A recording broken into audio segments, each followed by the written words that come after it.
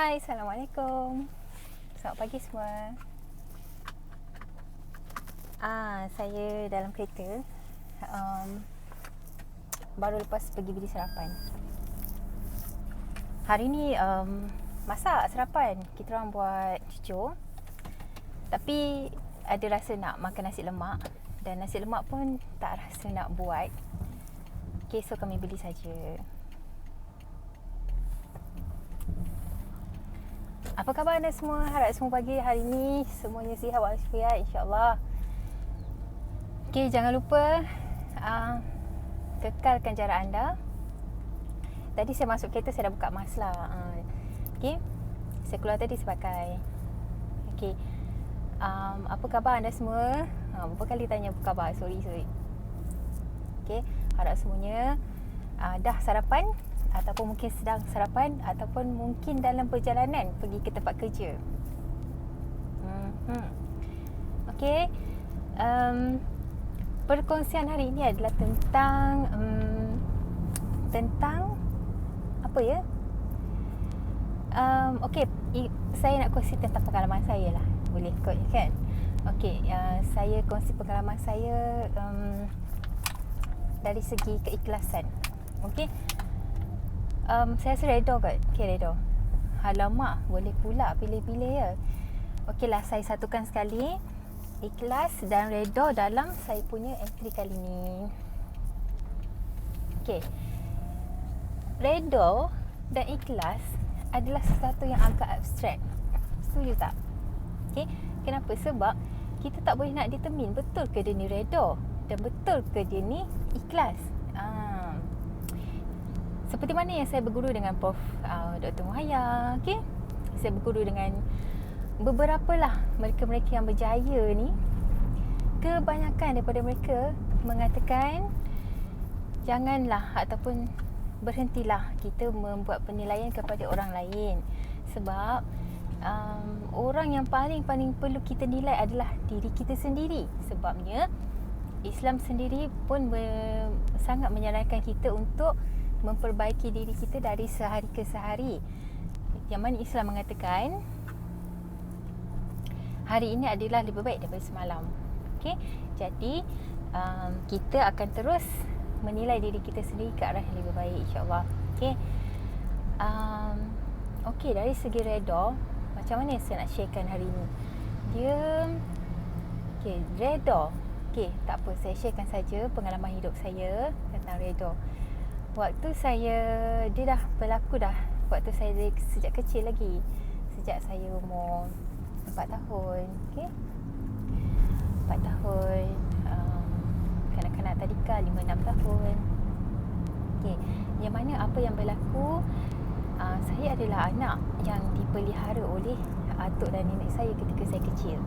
Okay? Tapi tidaklah sehingga dewasa. Sebab ibu bapa saya berkeputusan untuk ambil saya semula ketika saya nak mulakan sekolah. Jadi saya ketika itu dalam dilema. Bukan dalam dilema, dalam trauma sikit. Okay? Sebab saya dah, apa yang saya faham, atuk dan nenek saya tu adalah ibu bapa saya. Itu apa yang saya faham lah ketika itu. Tetapi adik-beradik saya, yang saya faham adalah adik-beradik saya. Saya tak faham sebenarnya adik-beradik itu sebenarnya adalah yang dilahirkan oleh seorang ibu saja. Saya tak faham. Okay? Sampai satu ketika pernah jadi satu perbalahan. Sebab abang saya kan, dia datang ke kampung. Okay? Ada masa dia datang ke kampung. Waktu tu berborak lah. Okay? Abang saya bagi kefahaman kepada saya. Dia kata kena duduk sama-sama dekat KL, sekolah sama-sama. Sebab kena duduk dengan mak ayah lah. Dia nak kata macam tu. Duduk dengan mak ayah sebab mak ayah kena jaga anak-anak dia. So abang saya kata Atikah ni anak mak. Lepas tu saya macam pelik. Saya tak kenal pun mak saya tu. Mak saya memang ada lah dekat situ kan. Setiap kali dia datang ke apa, mak saya pun tak berborak, tak bercakap apa dengan saya. Saya tak kenal. Saya rasa mungkin intention dia sebab mak saya pun busy. Sebab waktu tu saya nak adik-beradik yang selang-seling setahun. Jadi boleh bayangkanlah macam mana perhatian ibu saya tu sampai tahap yang tak boleh nak dibahagi-bahagi dah. Dia terpaksa utamakan yang ni.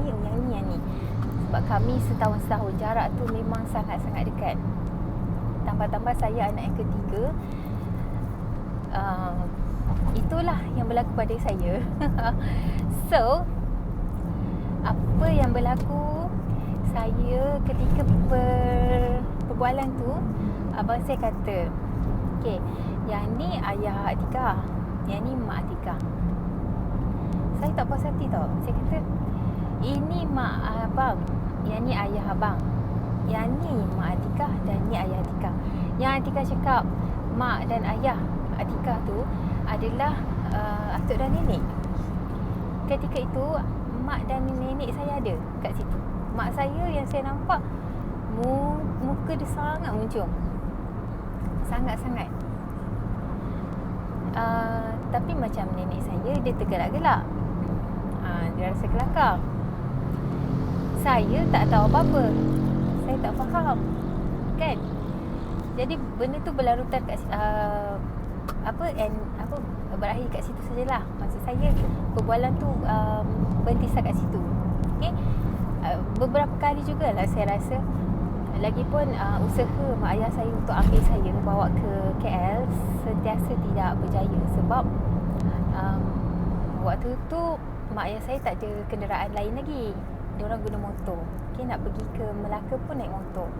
Okay, so maksudnya dia ambil saya daripada Melaka naik motor nak ke KL. Jadi mungkin susah nak kontrol. Sebabnya mak saya ada anak kecil, kemudian saya meronta-ronta tak nak ikut. Saya rasa sebab tu. Dan susah nak bawa. Jadi setiap kali nak bawa saya ke KL susah. So sampailah satu masa, sebab waktu tu sekolah dah nak bermula. Jadi apa yang atuk nenek dan ibu ayah saya buat, mereka semua sama-sama ke ibu ayah saya datang ke Melaka, kalau tak salah saya naik bas, ataupun mereka tak datang KL pun, tak datang Melaka pun. Saya dan atuk nenek saya yang datang ke KL. Okay? Kira macam nitrik kepada budak kecil lah, kan? So diorang pergi ke KL dengan saya daripada Melaka, pergi ke KL.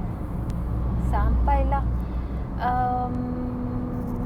waktu diorang nak balik tu, saya kena tinggal. Petang tu saya nampak dah atuk dan nenek saya dah nak gerak dah, nak keluar kan. Saya tanya, nak pergi mana? Atuk nenek saya kata nak pergi mana lah, adalah nak beli barang, saya tak ingat dah. Yang penting nak keluar.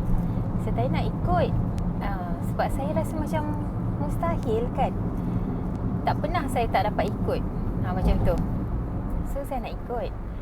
Atuk nenek saya kata tak boleh. Dia kata adalah alasan-alasan dia. Saya tunggu sampai malam, tak ada. Atuk nenek saya tak ada sampai malam. Jadi saya dah mula, jadi tak betul lah, saya nangis kan. Saya tanya mak saya tak jawab. Mak saya diam aje. Ayah saya pun diam. Okay, tak apalah. Itu mungkin saya punya bahagian. Tidak mengapa. InsyaAllah saya reda. Itulah kita kata kita reda. Okay. Kalau saya tak reda, saya akan memberontak lah. Okay. Saya akan memberontak. Sebenarnya benda reda ni kita kena cepat. Okay. Macam saya, reda saya lambat tau. Saya tak reda sampailah saya dewasa.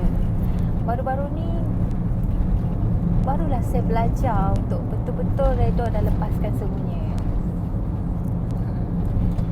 Sebab saya rasa itu bahagian saya. Kalau kita perfect dekat dunia ni, tidak adalah erti ujian.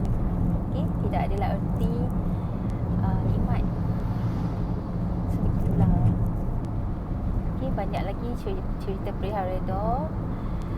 Antaranya lagi satu cerita adalah ketika saya habis tidak, ketika saya sekolah menengah, okey, saya nak sangat-sangat tau jurusan sains. Saya nak sangat-sangat.